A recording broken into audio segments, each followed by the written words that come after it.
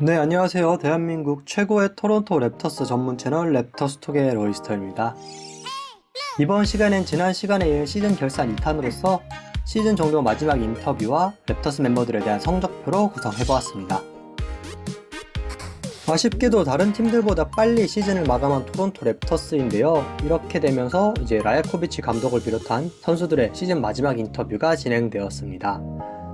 한 가지 더 아쉬운 것은 이 랩터스 구단의 인터뷰를 할 때마다 나오는 아쉬움인데요. 음질이 정말 나쁩니다. NBA 팀이 이런 마이크로 인터뷰하나 싶을 정도인데요. 그렇기 때문에 유튜브 댓글에서도 형편없는 이 사운드에 대한 불만은 늘 나오고 있습니다. 또 오디오가 제대로 꺼지지 않은 상황도 발생해서 이 가운데 기자들이 스카티 반즈라던가 선수들의 뒷담화를 하는 일도 있었습니다. 첫 번째로 언급할 인물은 마사이 유지리 단장입니다. 이번 드래프트와 관련해서 최고의 재능을 뽑겠다라고 공언을 한 상황이고요. 그러면서 젊은 빅맨이 필요하다는 말을 덧붙였습니다. 그리고 사치세를 낼 각오가 되어 있나요? 라는 질문에 대해서는 필요하다면 사치세를 낼 각오도 있다라는 답변을 했는데요. 랩터스 구단이 지난 20년간 단 한 시즌만 이제 사치세를 냈었는데 그 한 시즌이 전설의 18-19 시즌이었다는 점을 감안한다면 대단히 큰 베팅을 하는 것이라고 생각됩니다.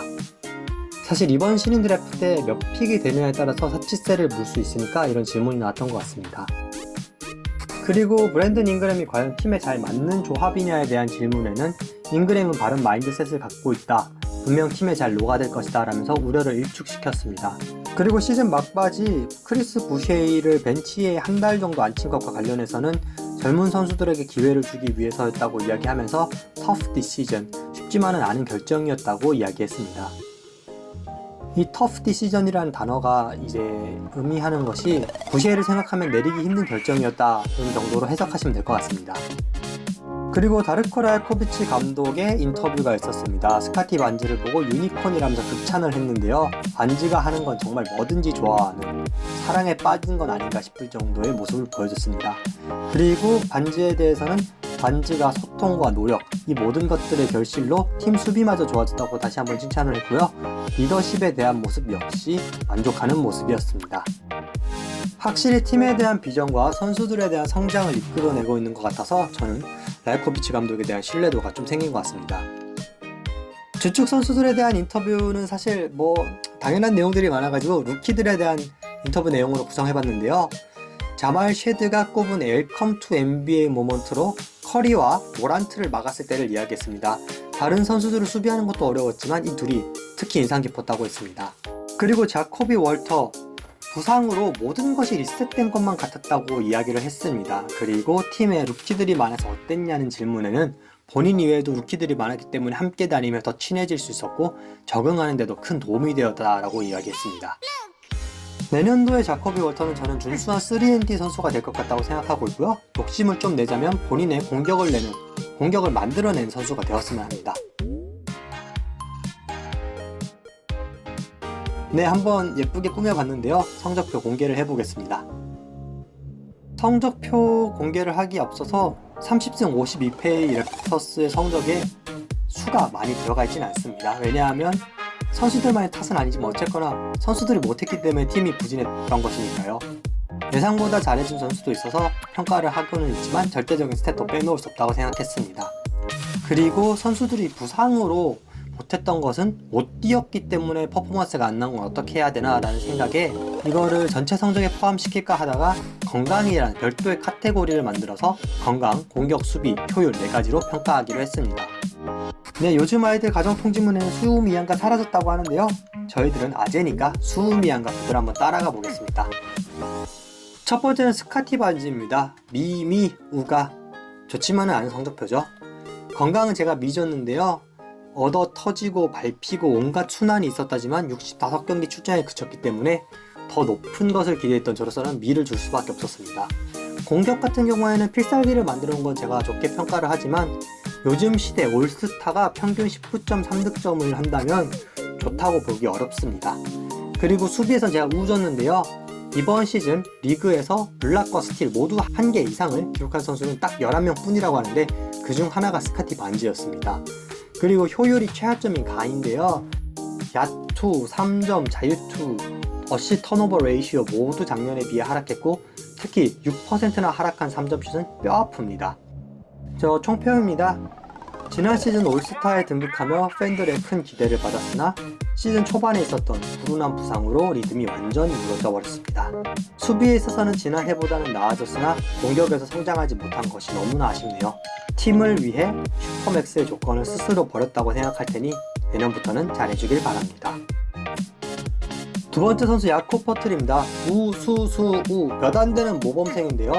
건강에 있어서는 57경기 출장이라는 수치상으로는 아쉬운 출전 수지만 시즌 막판 휴식으로 인한 결장이 있었다는 걸 감안하면 저는 무방하다고 생각했습니다. 공격은 데뷔 9년차 만에 찾아온 득점 커리어 하이였기 때문에 졌고요. 수비에 있어서도 아까 말씀드렸던 블락과 스틸 모두 1.0개 이상을 기록한 11명의 선수, 근데 랩터스에서 2명의 선수가 나왔습니다. 그게 반즈와 지금의 퍼틀이고요. 리바운드 같은 경우는 0.4개만 평균 더 높았다면 시즌 평균 더블이 되었을 텐데 하는 아쉬움도 있었습니다. 효율은 제가 우를 줬는데요. 출장 시간이 약 3분 정도 늘어나서 부담이 더 클 법도 했지만 스탯상으로 크게 하락하지 않았기 때문에 좋습니다. 총평입니다.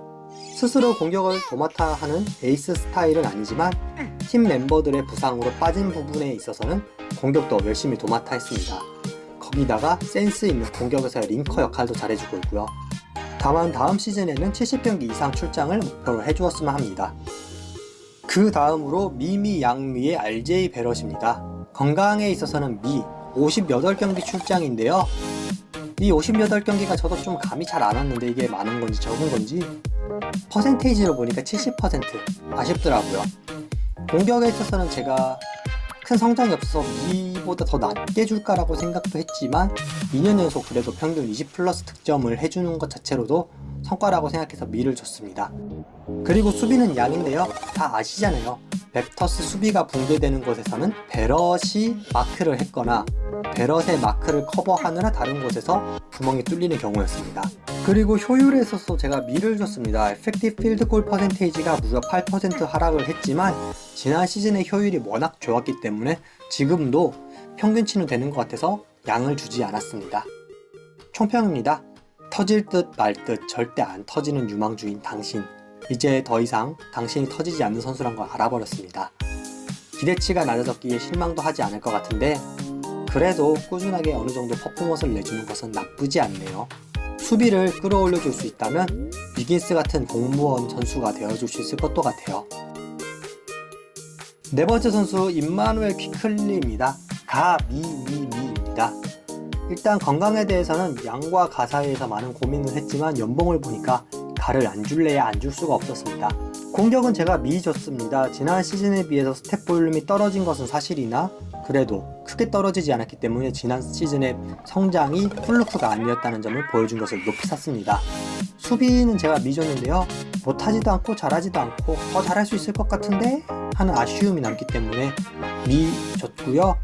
효율 같은 경우에는 지난 시즌과 거의 비슷한 에펙티브 필드골 퍼센테이지를 기록했기 때문에 미로 약간 보류하는 느낌의 평점을 주었습니다. 평평입니다. 저는 당신이 너무 밉습니다. 60경기라도 뛰어줬더라면 이번 시즌은 좀 더 랩터스가 높은 곳에 있지 않았을까요? 하지만 출장했을 때는 그래도 꾸준했다는 점에서 어느 정도 위안이 되네요. 본인도 성장에 대한 의욕이 넘치는 만큼 다음 시즌 꼭 모두를 놀래켜주기를 바랍니다. 그럼 다시 한번 좀 무등생 이야기 해보겠습니다. 크리스 부시에입니다. 우수미우 제가 학점 줬고요. 건강 같은 경우에는 아까 야코 퍼틀이랑 비슷하게 50경기를 출장했지만 팀 사정으로 인한 결장이 많았기 때문에 줬습니다. 공격 같은 경우에는 전성기에 준하는 모습으로 그야말로 회춘한 모습이었기 때문에 제가 수를 줬고요. 수비 같은 경우에는 사실 공격의 회춘에 비해서 수비는 돌아오지 못했어요. 그래도 운동 능력, 달리기는 잘하는 것 같아 제가 미 줬습니다. 효율은 지난 시즌에 비해 평균이 3.6득점 올랐지만 효율은 비슷했기 때문에 제가 줬습니다. 사실 크리스 부셰이 총평을 매기자면 감독의 스타일과 맞지 않는 부셰이였기 때문에 전력의 선수가 아닐까 하는 게 제 예상이었는데 부상이 생기면서 본인에게 찬스가 생겼고 그 찬스를 잘 살려내면서 제2의 전성기를 보여줬습니다. 본인의 기량을 마음껏 펼치기 힘든 상황 속에서 베스트를 보여줬네요. 다음 시즌에는 다른 팀에 갈 확률이 높지만 그곳에서도 잘 해주기를 바랍니다. 마지막으로 다음 주 예고입니다. 아직 성적표가 공개되지 않은 멤버들이 있죠? 다음 주 랩터스톡에서 공개를 하도록 하겠습니다. 그리고 자꾸 랩터스톡의 업로드가 늦어지면서 신인 분석에 대한 시간이 늦어지고 있는데요. 다음 주는 한 명이라 할지라도 신인들에 대한 이야기를 올리면서 이 드래프트에 대한 기대치 높여볼 수 있도록 하겠습니다. 네, 더 열심히 하도록 하겠습니다. 이번 시간 제가 준비한 자료 여기까지고요. 좋아요, 구독, 댓글 모두 감사드리고 있습니다. 다음 시간엔 더 재미난 자료 여러분들 찾아뵐 수 있도록 노력하겠습니다. 감사합니다.